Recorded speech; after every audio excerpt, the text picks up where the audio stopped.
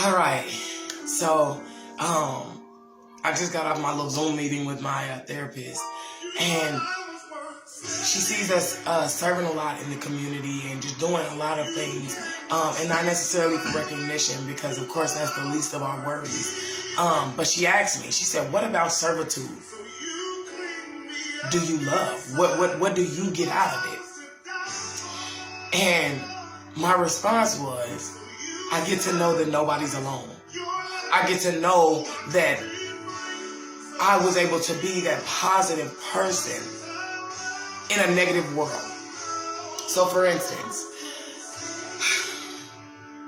when I was in a dark place in my life, it was not too many people that was like, you know, all of those people that I once knew, they wasn't coming back for me because they had made it out. They carried on on their way, and they kind of just separated themselves from whatever negativity was in their life. Not saying that I wanted to be negative, but that negativity was a part of me at that time. With that being said, a lot of the times we see in our community today, people get up and then they leave the community instead of coming back and embracing the fact that once they were there too, and once they were hurt too, and all they needed was that hand up.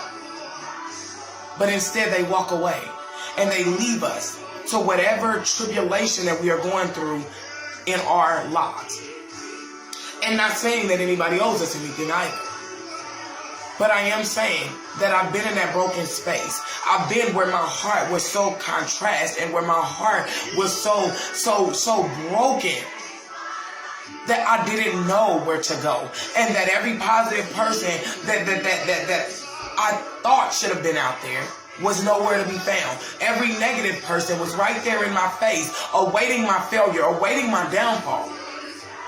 And so, as I began to talk to her about this, I began to tell her even family would turn their back on you. Even family sometimes will be like, "Oh, no, man, I don't mess around with her. They'll talk bad about you, leave you where you are," while you're literally depressed, while you're literally suicidal, while you're literally hurting.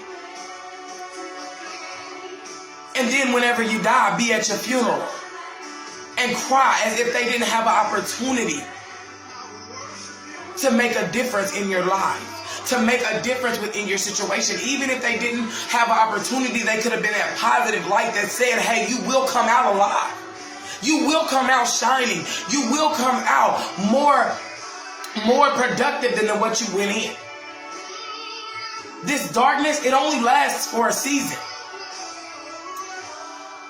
And so with that being said, I vowed to myself that whenever God allowed me to come out from the darkness,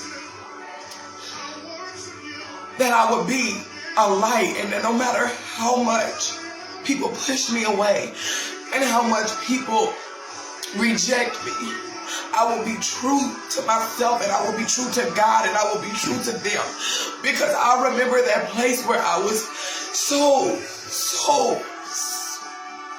selfish that I felt that nothing would ever change within me, and that I was better off dead, that my children were better off letting the unknown raise them than what I knew about myself. I felt as if the world would be brighter without me. And so I had attempted suicide a couple of times.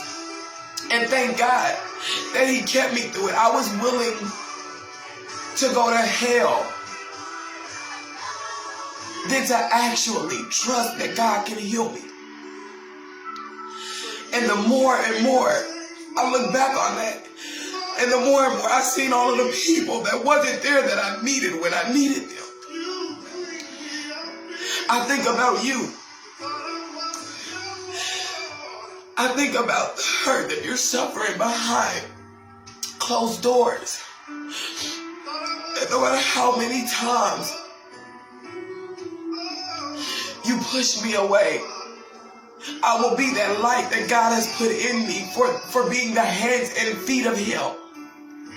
And I will show you that God will never, He will never, ever, ever give up on you. He will love you, and He will do all that He can to see you healed. God bless.